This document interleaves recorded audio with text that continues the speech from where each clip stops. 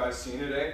You guys know what I'm talking about. I don't have to show you a picture. You frame your wall. Once your wall's framed, what are you going to do next? Normally, 90% of the time, I'd even go 95% of the time, maybe 97% of the time, you're going to put your sheathing on. When I talk about sheathing, what am I talking about? Plywood. Normally it's plywood. These days, sometimes they'll be using an insulated panel or a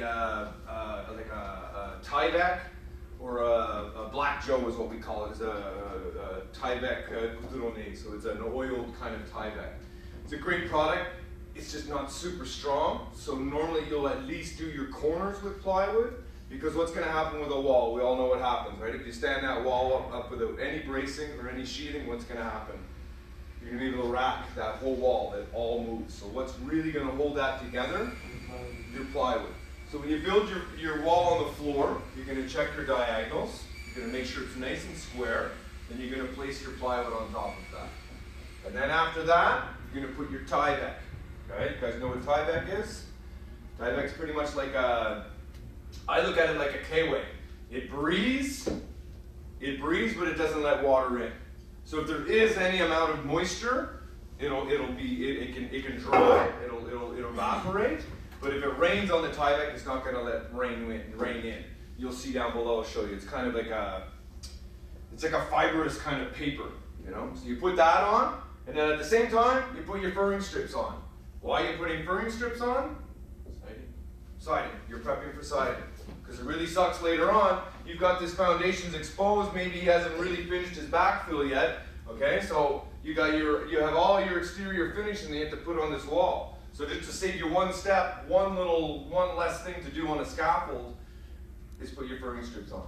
So as you lift your wall, you're going to extend your plywood down past the joist. So normally you buy 9-foot sheets of plywood to build your exterior walls. So as you lift it up, you have your plywood sticking past the wall, and you're going to lift your wall up, and what's that do? Is it connects all your joists, and you nail into that, and it covers everything. So if you do your exterior siding, it's going to come down past your actual wall and cover the whole framing mess down here and cover up your floor joists.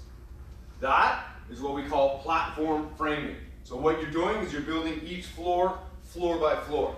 So next, so once you've done that, you've done your whole exterior, okay? Then maybe you're going to come along, we're going back to our bungalow, okay? So we framed all our perimeter walls, okay? So we've got a nice wall built. Normally you're going to build out of 2x6, okay? You're going to have a nice wall built all around your house. Now you're going to start the second floor, all right? So where was our beam down below? Right in the middle. So where are you going to build your supporting wall? Same place. And we're going to go over this in a bit. You're going to build your, let's say, your supporting wall. Like I said before, if you have a beam or a wall, it's going to do the same thing. A beam is taking all that weight and it's transferring it down the post and it's transferring it down on the foundation. A wall is going to do the same thing. You build a wall along there with headers and everything for your opening. It's going to take all that load and transfer it down to the foundation. So we build another wall, and then what do? We have another wall built here, our supporting wall. It's going to do the same thing. Supporting wall here, supporting wall there. What's the next phase? The roof or the next floor? The next floor. The joist. Start dropping joists. You're doing the same thing. You're going to build another floor. So what goes here? You're going to build a nice floor like that, your rim joist, and then you're going to have a nice other side of the building there. So all we're doing is the same thing we just did. Okay? Very often it'll be the same measurements. You got a window there, the next floor up, you probably have a window in the same spot. You can have a whole lot less doors, maybe a patio door with a balcony. You're going to have to maybe do some cantilevered sections for the floor sticking up for the balcony, but it's pretty much the same thing. You're going to go up top, frame walls, raise them. So what's going to happen later on, you're going to build your wall, your little plywood's going to extend past the wall, and you're going to go up, and there's your next wall. If you have 3 stories, what are you doing after that? 2%. Same thing. Same thing. Okay, so platform framing, back in the 60s or the 50s, they didn't have 8-foot lengths of wood. They had really long wood. We don't even sell it like that anymore. So platform framing would be if you would have your foundation, same sort of scene, you're going to have your floor joist, but your studs are going to be 16 to 20 feet long, even more. So they go right up. So instead of having a break and a floor joist, your framing goes all the way up. And how do you build a floor? You're going to have a ribbon or a let-in, and you're going to notch it into the stud, and then you're going to put your floor joist on top of that. So you can see that that continuous piece goes all the way up. I might have a picture of it. You guys following me? Picking up what I'm laying down? Huh?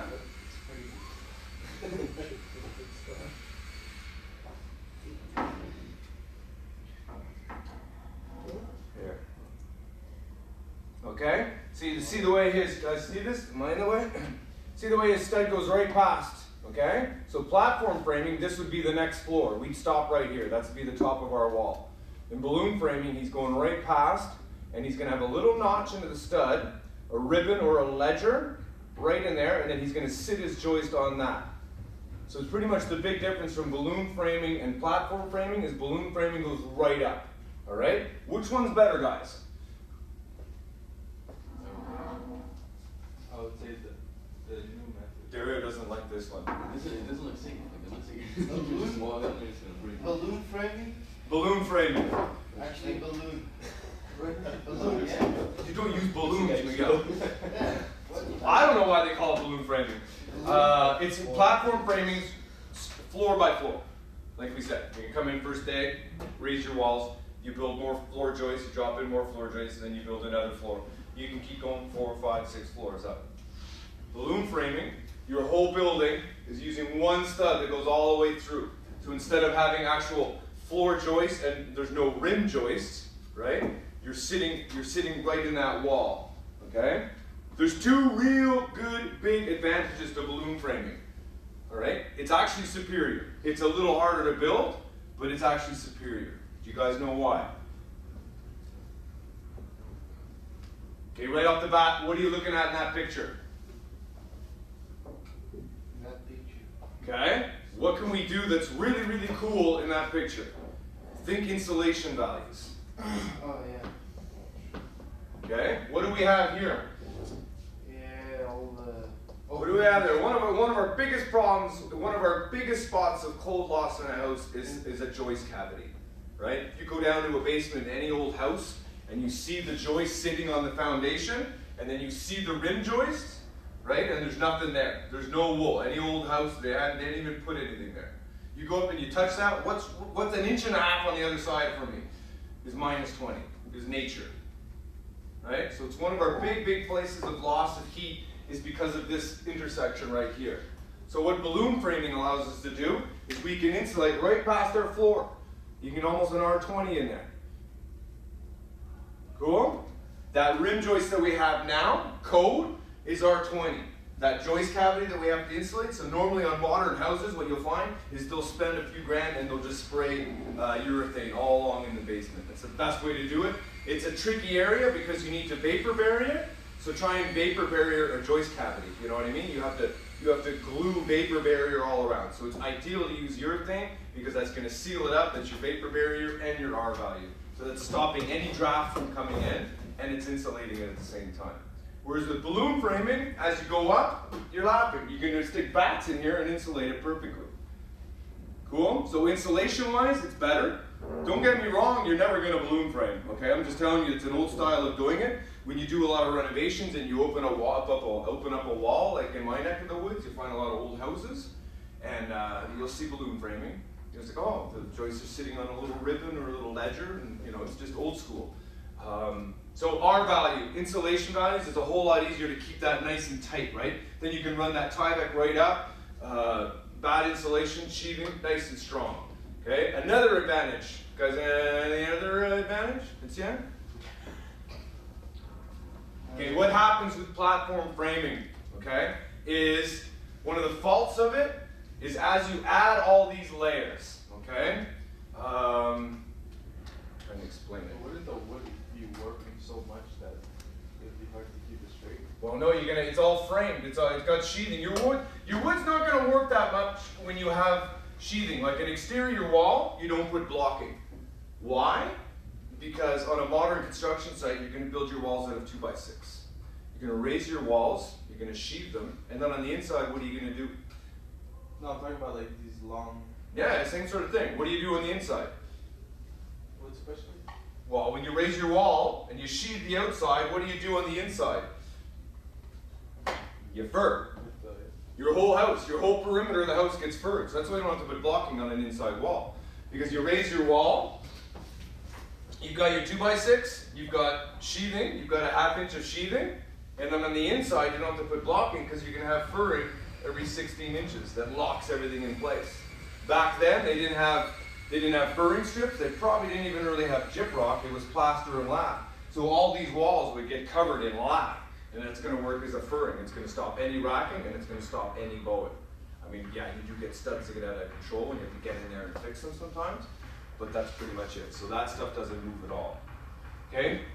The disadvantage to platform framing is one of the reasons why they make them build it the way we build it, is all those little spaces that are created. Okay, so you have your foundation, you have your mud sill, you have your plate, you have your rim joist, and you have your joist. Everybody knows what that is, right? Cool. Now, when we build our next wall, we put a plate, and we have another wall coming up. I'm going to cut this like that.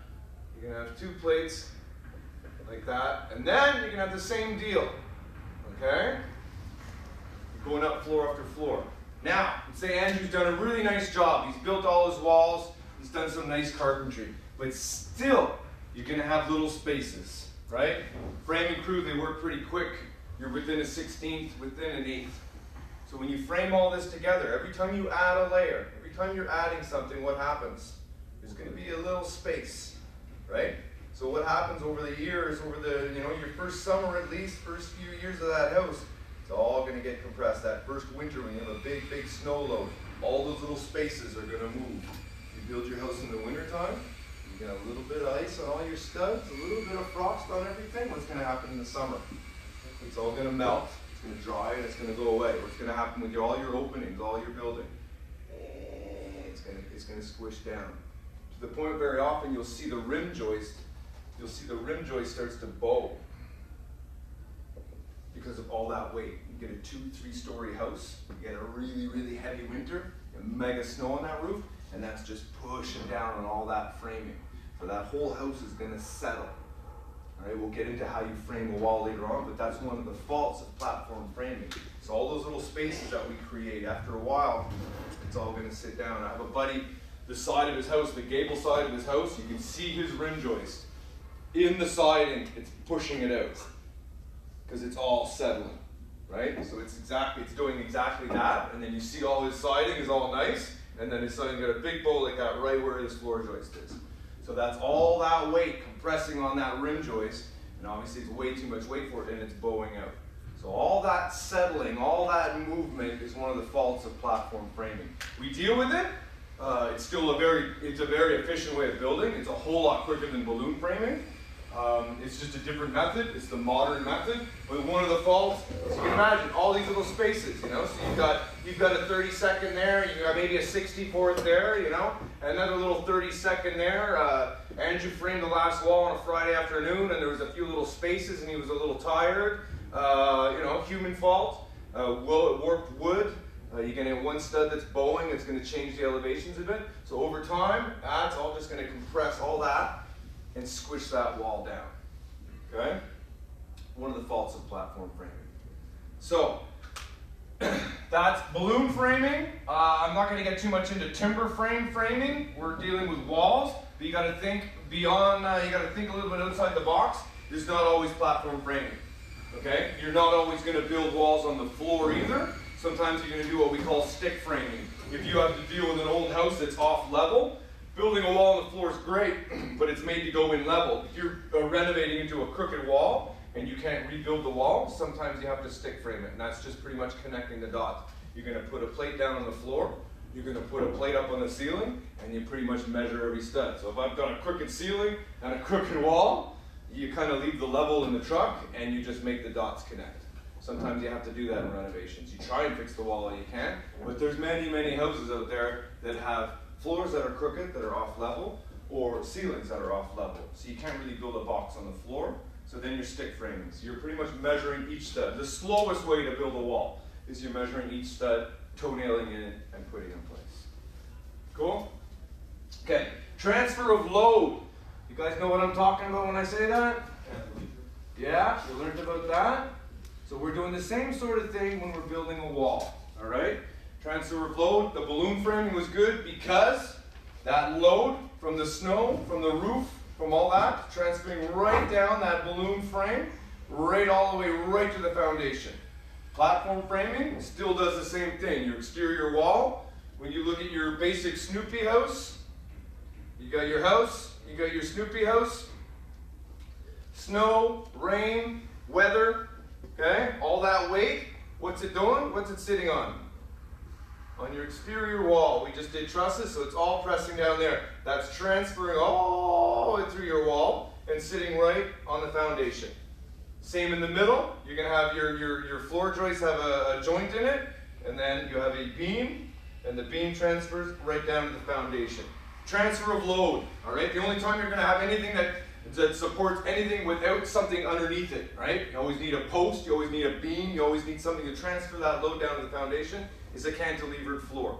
Did you guys do any cantilevered floor in flooring? Not really. Not really? No. Okay, the way they're going to cheat a cantilevered floor is you're going to frame normally about 2/3 in the building, 1/3 outside of the building. Oh yeah, we didn't do it we didn't do it physically, but we taught us about it. Yeah, so you learned it in theory. Okay, so if you have a 3-foot cantilevered deck, you're going to go 6 feet inside the building. Rule of thumb, there's different calculations for it. So what you're going to do there is you're going to have 2/3 of it tacked in like that. So you're going to nail that to the joists that are in there, and what's out there, that's your cantilevered section. So then sometimes you'll see it in porches and balconies. They'll have no posts underneath it because they put 2/3 of it inside the building. It's the only time you're going to have a chunk of floor that doesn't really have any support.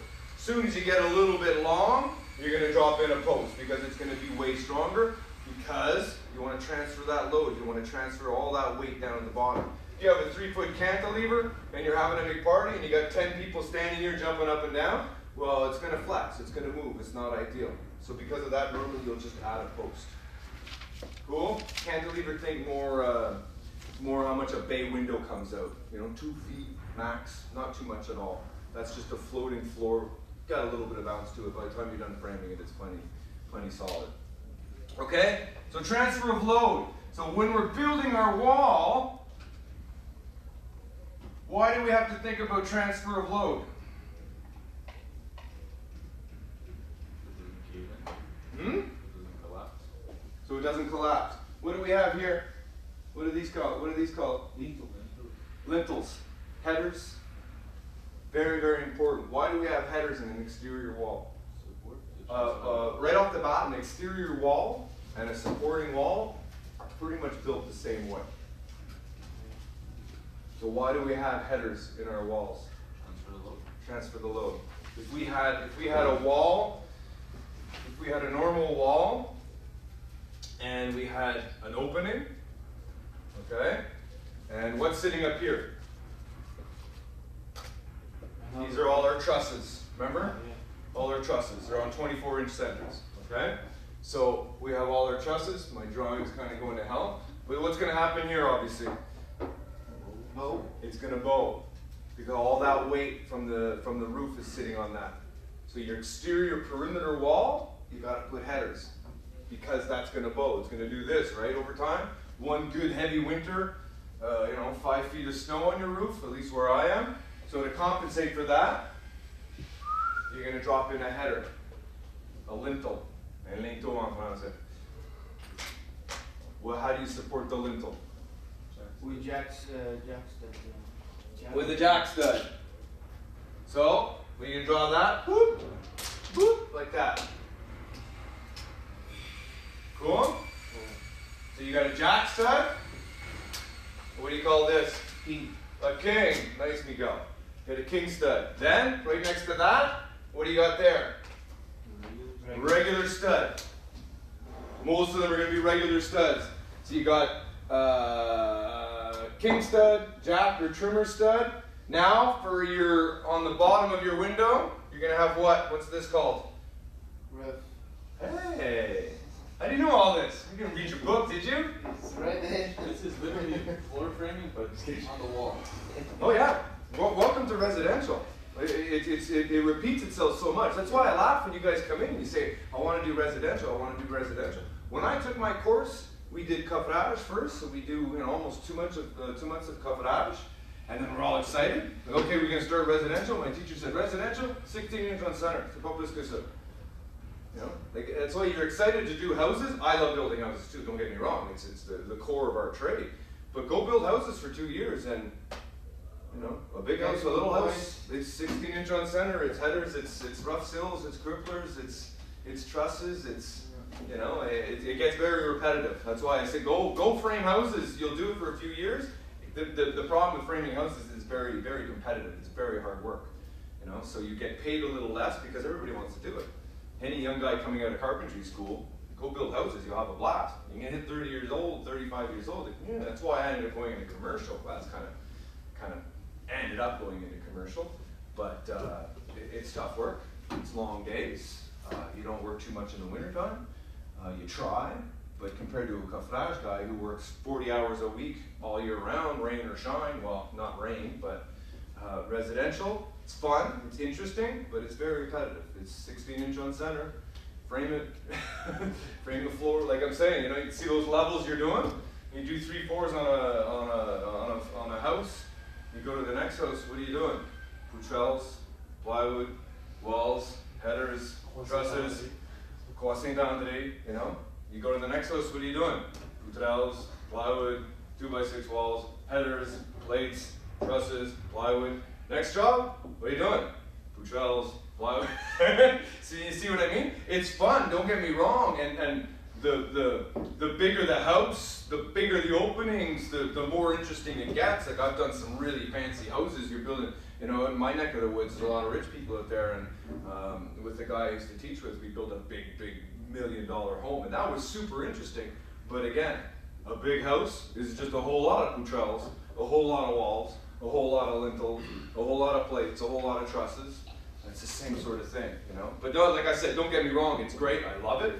It's just, it's tough work and it's very competitive. It's tough to make a buck at. Whereas commercial work, it's a little more relaxed, a little more steel studs. My favorite thing was funky ceilings. When you go into an office where the secretary is, you know, and you've got like a round, cool ceiling with cool lights and LEDs and all that. That was my favorite stuff. Really, really complicated stuff that normally gets traced all on the ground. You're gonna trace, you know, if you're doing a round ceiling, you're gonna trace it on the floor and transfer all those lines up with a laser, and that I found interesting. It was more of a test where you're gonna get a bit of that in residential, but a framing crew, you're doing that. There's speed, you're busy, your day flies by. It's why I became a carpenter. It's like, no, it's 5 o'clock, you gotta be kidding me. You know, like, I love it, I still love it, but it's very repetitive, you know? Even if you're a framer, let's say you have your journeyman card, don't you have an obligation to pay you that salary? No, if you look on your levels of pay, commercial, civil construction, and residential, light residential, you're making, oh man, the last one I looked at was, which is probably out of date, I think it's maybe $32, $33 for So let's like see civil, like doing coverage, road coverage, or even coverage. It says 32, 33, those are the numbers I have in my head. Residential. Residential is only 27, light residential. You know, so you get paid a little less because everybody wants to do it because it's popular. So I'm not saying don't go into it. Go into it for sure. Every carpenter should at least spend a year or two framing houses. It's one of the fun things to do. Like, hey man, when you're framing a house and it's 30 degrees and it's sunny and you're working with your buddies, that's to me that's the trade. If you don't enjoy that, you shouldn't be a carpenter, you know. But once you hit 40 years old or older, you know, it's just kind of, it's tough on the body, but I still love framing, don't get me wrong. But there's just other things you can go into, other things that are way steadier too. If you get a gig doing coverage, you have way more chance of making those mortgage payments and having steady work, whereas residential, you kind of boom and it busts. You'll be super busy building the house, You know, and you'll be like, hey boss, what's next? And your boss is like, well, we're gonna finish this one and see what happens. And there's not another house, you know? If you're with a busy company, you're all over the place. You're gonna frame one day, and then, you know, because you gotta think of how a house is built. You guys will come in and you'll frame it. Once the shingles go on, there's not much carpentry left to do because who's gotta come in?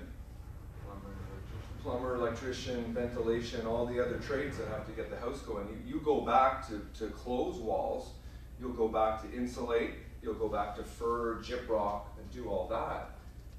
But it takes them a few weeks to rough everything in. So when you work for a residential construction company, you'll frame a house for a week or two and then off to another job because it takes a week or two for them to rough everything in. So you might bounce to another job and end up, you know, okay, go fur or do interior divisions on that house while the plumbers run all their plumbing.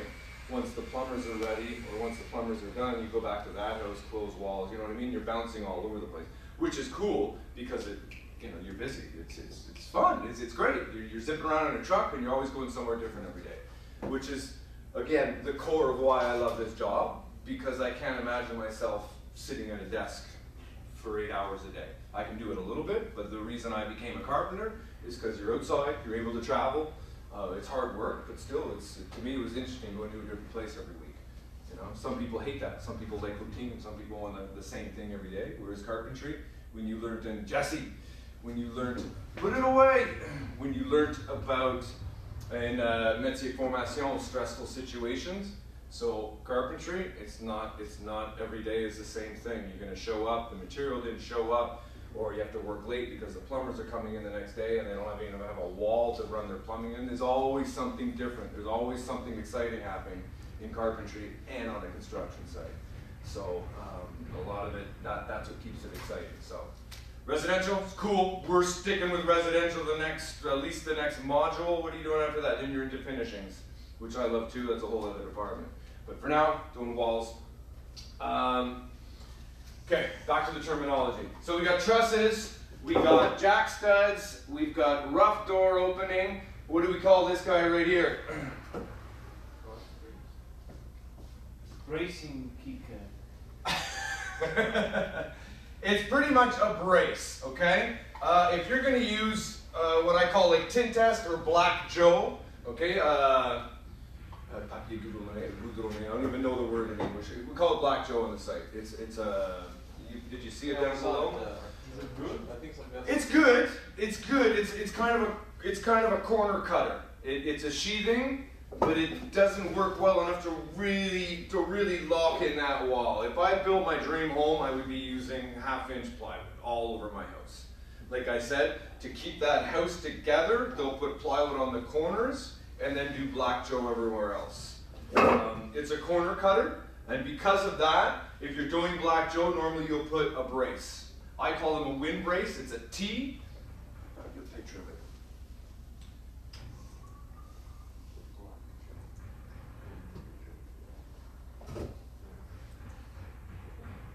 It looks like that. You guys see that? Okay, so what do you do with that? You build your wall on the floor. Okay? Most 90% of the time, you're building your wall on the floor. You guys know what I mean? You're lying them all down, you can nail it together like that. When you build your wall on the floor, you have your top plate and your bottom plate and your studs. Now, if you're going to put Black Joe, you need some kind of brace. What's a wall do without any sheathing, right? We all know that. Just like when you built cabinets, before you put that back on, what do you have? You have a box that's just loosey-goosey. It's bouncing all over the place. So to compensate for that, even with your cabinet, you can take a furring strip, tack it on diagonally. It's going to lock it all in. It's going to stop the racking. Same thing with a wall. If you're putting Black Joe on, you're going to probably put a wind brace on. You're going to snap a line like that. You're going to take your skill saw. Your kerf of your skill saw will fit that perfectly.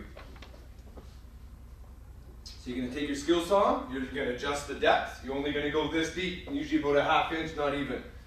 Right? You're going to take your skill saw, you're going to cut all along there, and then you're going to put your brace in. It sits right in that little notch, and you're going to nail them all in. So your brace becomes a piece that runs along like that. And what's that do? That locks in your house, that locks in your wall. It's not gonna